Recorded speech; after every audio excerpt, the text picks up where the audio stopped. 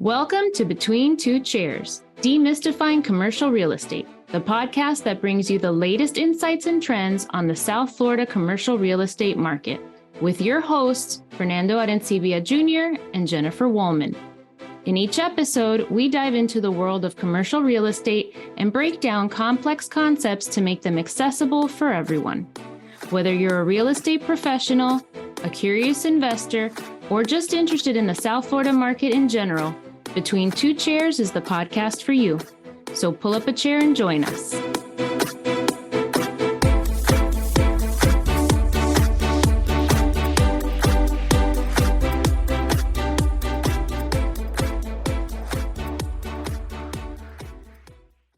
Well, welcome everybody to a very, very special episode of Between Two Chairs. We are so happy that you have pulled up a chair and joined us today, and I think you're really going to enjoy this episode. My name is Fernando Arencibia Jr., and with me, as always, is the ever effervescent Jennifer Woolman. Jennifer, say hello. Hello, everybody. Hello. So today we have an awesome episode. I'm so excited. Today we have the honor of interviewing Linda Julien. She is an extraordinary human being. I don't know all her titles. I mean, she's Councilwoman of Miami Gardens here in Miami-Dade County. You have heard us reference Miami Gardens several times in various episodes.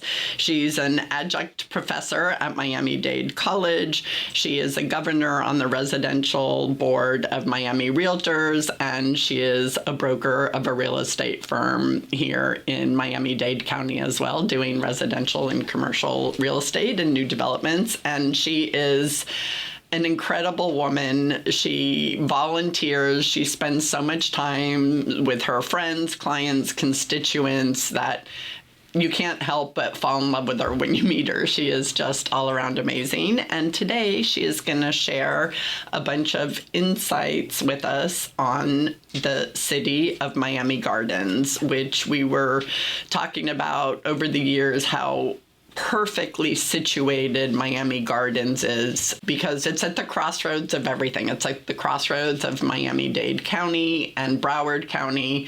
It's great transportation between the 826 and I-95. It's close to both of our airports, both of our ports, and they have been the city council and political leadership has been very, very intentional in how they have grown Miami Gardens over the years. So welcome, Councilwoman. Thank you so much for having me. Thank you very much. I think in an effort to save energy, because I have not been moving, the lights kind of went off. You don't need a spotlight. You're a walking spotlight. Yes. So, you're good. You're good. You radiate. Before we get into it, can you give us a little bit about your journey? Share with us what you would like people to know about you and where you are today. Sure. I was born and raised here in Miami-Dade County. My parents migrated here from Haiti in search of a better life, like many people who come from other countries. And, I don't think that my parents ever thought that both their children would be in public service. I have a brother who is in the military, serves in the Air Force, and he's also a police officer. And then I'm on the public service side, serving as an elected official. But I grew up here. I attended Archbishop Curley Notre Dame High School.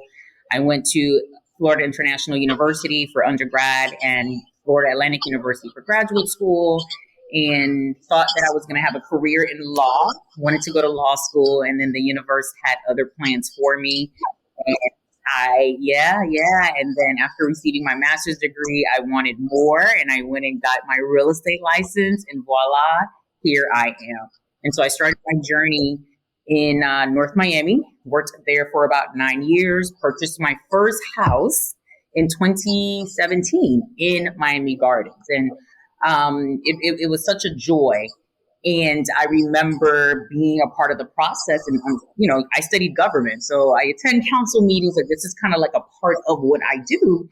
And I kind of didn't have any faith in the people who were running to represent me. And I was like, I was like, okay, well, if I want to see some change, perhaps I should do that change. And let me just go ahead and give it a shot. Gave it a shot, ran, and won. And so here I am with you today. I think Miami Gardens is very, very lucky to have you. So let's jump right in. Several years ago, we were at an event there at the Stadium Hotel, and it was a Miami Realtors City Spotlight, and the mayor spoke about all of the development that was coming to Miami Gardens and their process of having every government entity that is going to have any say in a given development sit at the table with the developers, the contractor, the architect, the development team, so that everybody is on the same page from the get-go. Can you describe that a little bit?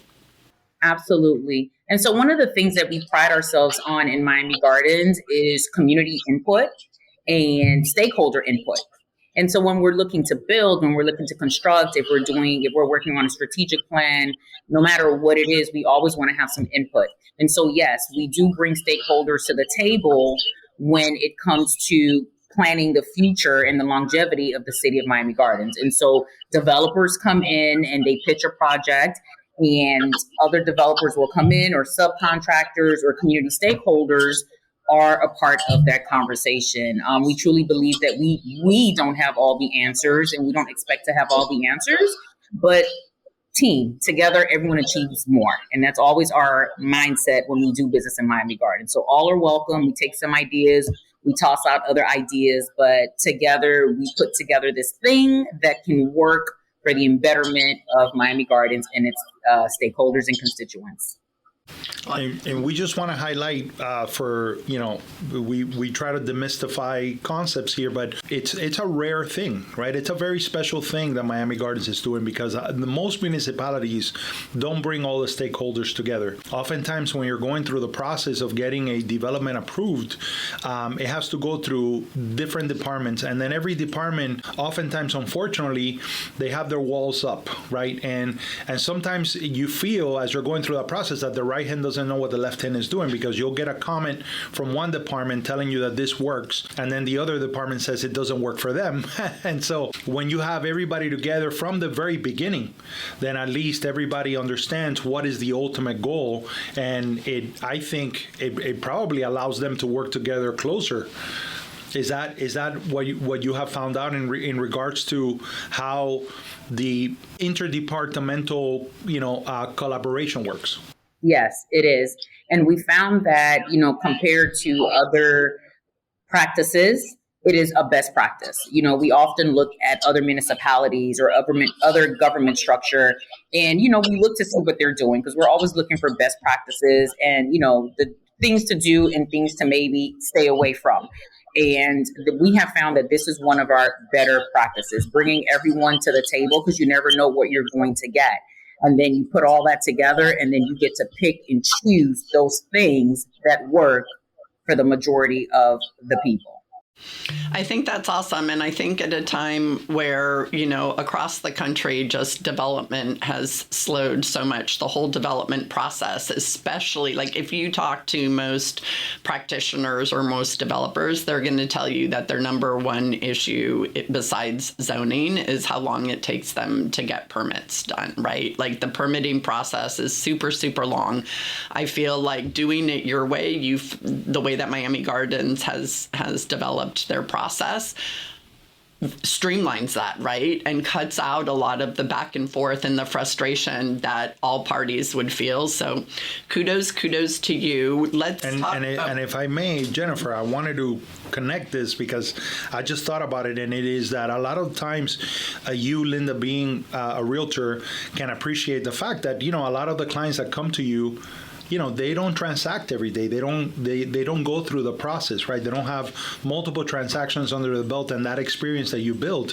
And think about a developer. Land is expensive. It's hard to come by. Once they have acquired the necessary land to do the project that they want to do, who better than the planning and zoning department to be able to give them here's a perspective that you haven't considered, because we've been through this before. You're going to run into this wall. let's avoid running into the wall. And so that collaboration, I think it's incredibly invaluable. It feels very entrepreneurial, and it feels very much like our job as realtors is to be a guide, right? And I think that mindset shift, it's amazing. So again, game changer. Yeah. Game changer.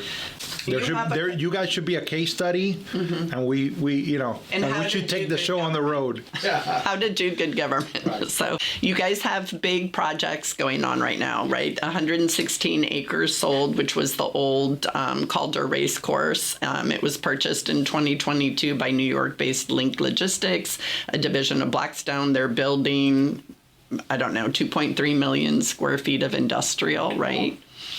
And you guys also have the Miami Gardens City Center on 35 acres. Can you describe that and that process and what's coming there? Sure. So the 35 acres is a super exciting project for us. It's 35 acres of mixed-use development that is coming to the city, and it is located literally behind the City Hall, and which is walking distance from the Hard Rock Stadium. And so it's going to be mixed use. It's going to be hotel. It's going to be retail. It's going to be restaurants. It's downtown Miami Gardens. And so when you think about having a downtown feel, downtown encompasses hotel, retail, restaurant, a walkability area, if you will, art, culture. And so that's what that area is designed to be. And we're very, very excited about it. As you know, we have the Hard Rock Stadium, literally, like I can see it from City Hall, right? When we're up on the third floor, we can walk from City Hall to the Hard Rock Stadium and back, right? It's all about location and proximity. And so we're super excited about this development to come. And my term ends in 2028. And so I am hopeful and I am excited to see what is going to become of this 35 acres before the end of my term. Great. Yeah, it's super exciting. To Fernando's point, we drove it yesterday. So let's get into Hard Rock Stadium, home of Miami Dolphins, Miami Hurricanes. It's this year's Copa's America final. The Taylor Swift concert is coming in October, Rolling Loud concert in December, FIFA World Cup in 2026. And Fernando, am I missing anything? Yeah, I think you're missing a really big component, which is coming in a couple of weeks, which is the Formula One Miami Grand Prix. May 3rd through 5th. So May 3rd through 5th. Next week. Yeah. They're in China now. Yes. So talk a little bit about how Miami Gardens worked so closely with Miami-Dade County, bringing F1 to the Hard Rock, what that process looked like, challenges, etc. Indeed. With any good thing, there's always going to be challenges. People don't see the make of a thing, but when that vision comes to life, right, people just get so excited. And so when the idea about bringing Formula One down to Miami Gardens came about, a lot of our constituents, were not in favor of it. They didn't know what to expect. Especially a lot of the seniors, the older constituents, a lot of people are just not accustomed to change and rapid change. And that is okay. And so Formula One had been in the works for some years. Stephen Ross and his partners and the Miami Dolphins had this vision to bring this world-class event to Miami Gardens. And when the conversations were happening, residents had concerns. I will tell you that the Miami Dolphins and Formula One, these folks are just great community partners because they listened to what the residents had to say. And so the residents were concerned about the noise. They were concerned about the possible health risk. There isn't any health risk, but possible health risk, because this is the unknown and they just didn't know what to expect, right? And I can understand that, right? We fear the unknown. We fear what we don't know. And so they did everything to address all of the concerns that we as a city council had, that the county commissioners had, and that the concerns that our constituents had. And so they decided to configure the Hard Rock Stadium so that Formula One would not be on the outskirts of the stadium, but it would be on the inside of the stadium. And so when we talk about economic impact, when we envision economic development, the Hard Rock Stadium is a true example, because all of these events that you guys just named, right? Think about it. They constantly have to change the venue to fit those events. So Miami Open was a couple weeks ago. It just ended. But if you drove along 199th Street, you will recall seeing signs that said Miami Open. You saw certain color schemes. You saw flowers, certain seating. People have to produce that. That has to come from somewhere. Someone has to deliver that. There's logistics involved. And so with all of these things coupled together, these are jobs, right? It's economic impact. And so Formula One came the first year and we got through it. There were trials and error, with a lot of things, but we learned from that. We convened, we gave our input as city council members. We spoke to our residents and we learned about their concerns. But I will tell you that everyone survived. And now we are headed towards year 3 and we are thrilled. I have to say, I had the fortune of being able to attend the first Miami Grand Prix Formula One at Hard Rock Stadium. And one of the things that I love the most, and I've shared this with you, is that I had to park far away, right? There was the logistics of parking. And listen, this Grand Prix was the 11th venue in the history of Formula One in the United States, right? But in its first year, it was the highest attended, highest grossing Formula One event in the history of Formula One. So you could imagine the logistics. But what I loved about it is I heard that, part of the deal with our community partner Formula One was that they were going to hire local. Right. And one of the things that I loved is that I parked in a parking lot that was, kind of far. And there was this very energetic group of business owners that had these rickshaws, and they were, basically putting people, driving them to the stadium and back. And it was a local business, and I got to speak to the owner, and he told me, oh my God, this is so exciting. We set this up, we bought the rickshaws, we got this business, and we're doing great. Call us when you're ready to leave, we'll pick you up. And, that excitement of seeing a business owner, an entrepreneurial spirit, and people that live in Miami Gardens being able to participate in the economic value that a Formula One event brings. That was a great beginning for me of the experience of Formula One in Miami Gardens. Speaking of the economic value, can you tell us a little bit about the requirements that the city and county had regarding employment? Absolutely. For Formula One. Absolutely. And so the city of Miami Gardens, we're very big on internship opportunities. We're very big on employment, because when folks are employed, it helps to stimulate the economy in which you are in. We want folks in Miami Gardens to thrive. And in order to thrive, you have to be gainfully employed, right? You have to have a certain you have to have things going for you, because this is now, if you have money coming into your pocket, now you can afford to go grocery shopping. You can afford to take your clothes to the local cleaner. You can afford to contribute to the economy by taking your family on a vacation, right? It's an ecosystem, right? But when you have no income, or you have very limited income, that ecosystem is kind of stagnant.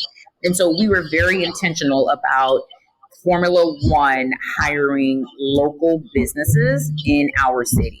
And so they hired, I want to say, over 14 different restaurants and food trucks who are located in the city of Miami Gardens to provide meals during Formula One. And those businesses got to keep 100% of their earnings. So there wasn't even a fee charged to the organization. That is a win-win. And so imagine the list of businesses who are signed up to participate in Formula One. Unfortunately, and it's a good problem to have, with the amount of restaurants that we have in Miami Gardens, everyone is not going to make the cut every year because they have a cap, right? But everybody gets an opportunity. Formula One is here for 10 years, right? So every year is an opportunity to get on that list and to showcase your business. So that's number one. The second part of it was the F1 in Schools program, and Jason Jenkins, may he rest in peace. He was a great community advocate. He was with the Miami Dolphins. I mean, a great pillar to this community. And unfortunately, he passed away while at work, believe it or not, at work, doing what it is that he loved. And he advocated to make sure that there was an F1 STEM program in the middle and high school, in the high schools in Miami Gardens. And so these students get to participate in this program. They get to travel with F1.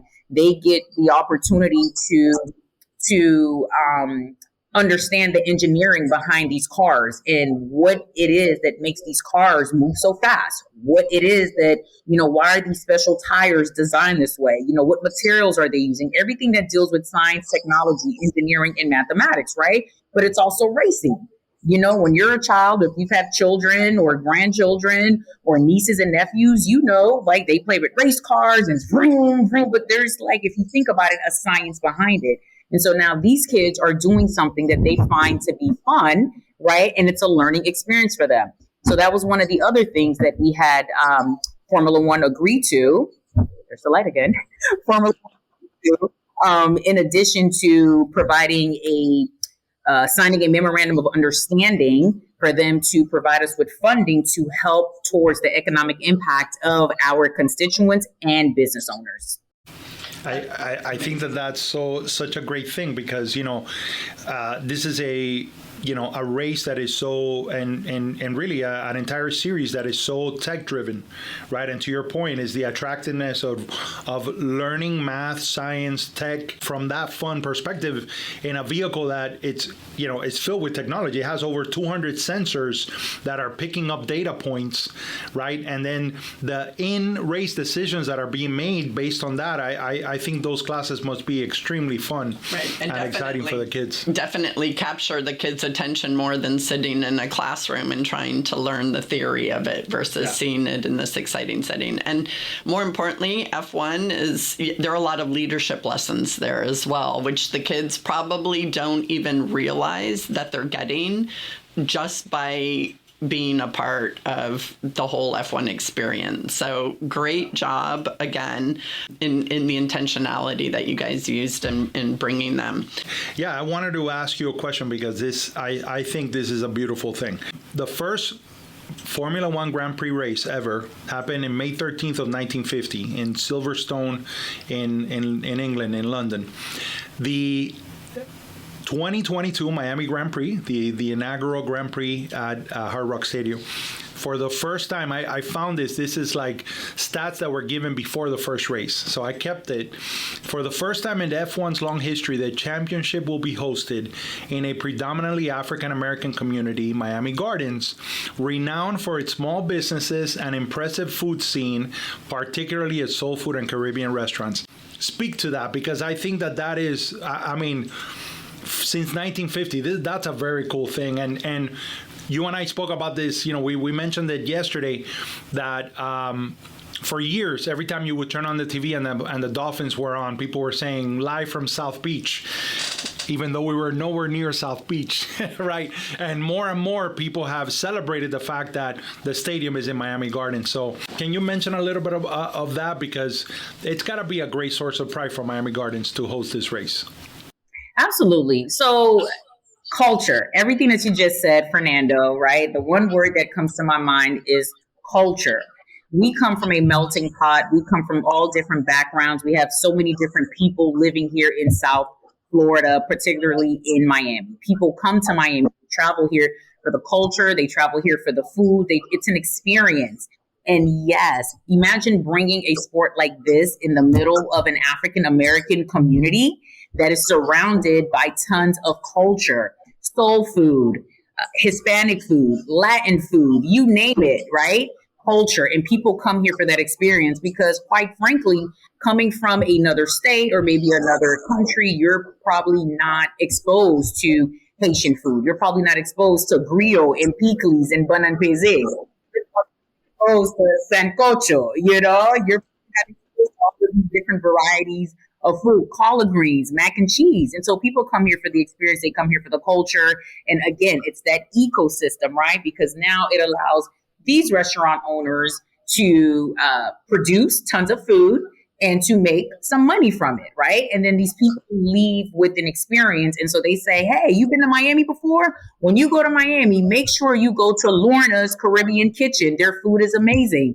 When you go to Miami Gardens, make sure you go to Yarumba. Their food is amazing. And so it's a win-win. We are literally at the right place at the right time right now. And we could not be more excited. And it's bringing in money. Yeah, that's awesome. Not everything went that smoothly, right? You said that the first year there were some hiccups. There was an issue with traffic. Tell us a little bit how you navigated that, so that the next year, the good news is that 10 years is a long time to end up tweaking things every year and making it better and better. So tell us how you took lessons learned from the first one and addressed it for the second one. Absolutely. And so lessons learned, right?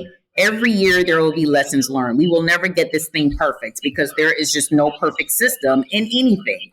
And so the first year, traffic was horrible. I mean, it was horrible. Like, I literally stood in traffic trying to get home for maybe 2 to 3 hours.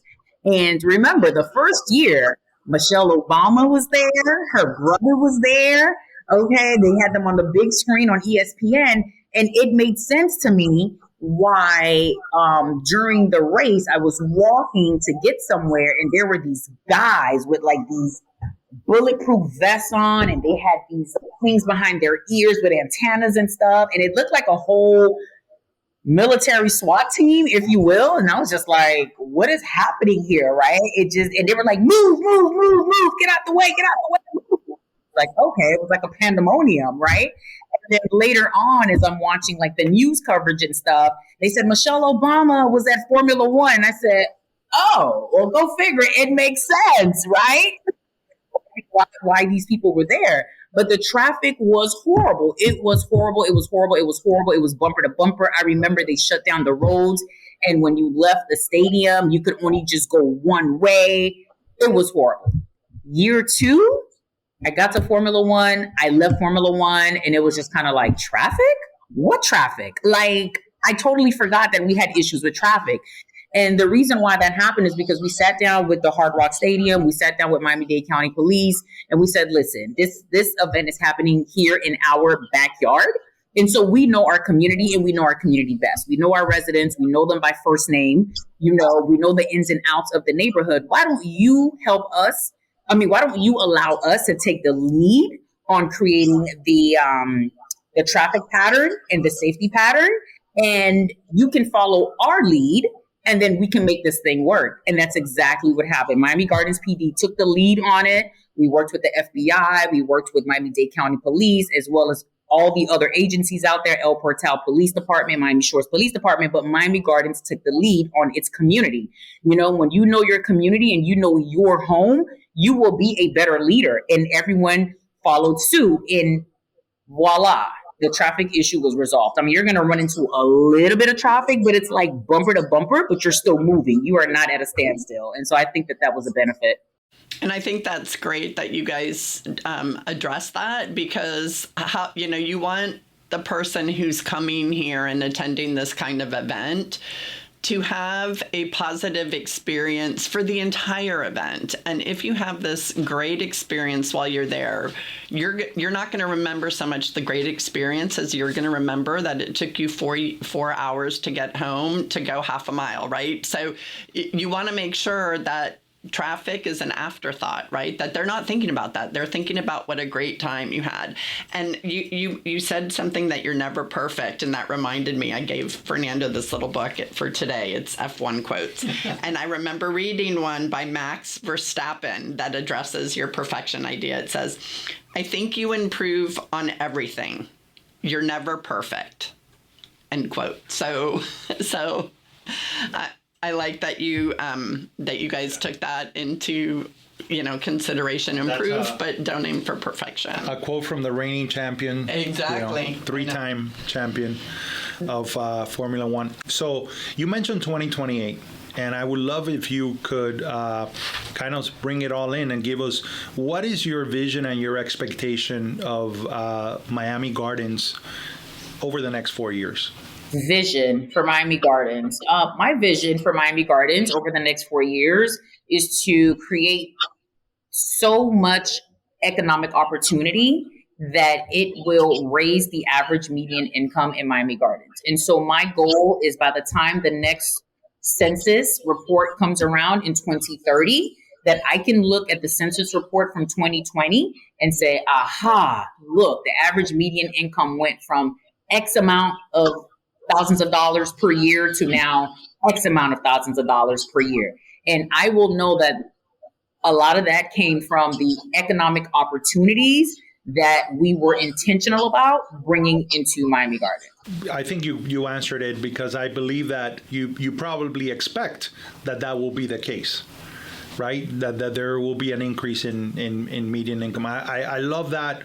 Jennifer and I are big fans of, not a lot of goals, keep it to 3, right? And focus on one. But what I love about that is something that I've spoken about is this idea of the keystone habit. So it's like picking the one thing that is going to have leverage to improve all the other things that you want to see happen. And I think you're right. When people have, when that median income rises, then so many other things can happen for those families and for the people in the community. They're going to buy homes. They're going to have money for down payment. They're going to rehab their home, right? When you raise your income, when your income goes up, you spend more money. You're able to save and you're able to spend, which helps with stimulating your economy. So it's a win-win. Right. The local businesses thrive, to your point that you made earlier. You mentioned that you guys are working on updating your comprehensive plan. Are there any items in that comprehensive plan that you would like anybody thinking of investing or moving into Miami Gardens to know? So, yeah, we're tweaking the comp plan, and we want people to know that we are open for business. We want people to know that we are a community that caters to the ideas. And so don't ever feel shy or feel some type of way or be disgruntled about having to come before a group of elected officials or a government agency to pitch an idea or to, the next great thing. One thing about us in Miami Gardens, we're truly a family. We're truly a family. We're a family away from our family, and we're always coming up with different ideas. And so I have a public administration background, which is the business, how to run a business, but of government, how to run government, right? Government is not profit seeking, but we have to make sure that we provide street lights and that we provide paved roads, et cetera. And all of that derives from taxes, right? You all pay taxes, I pay taxes, right?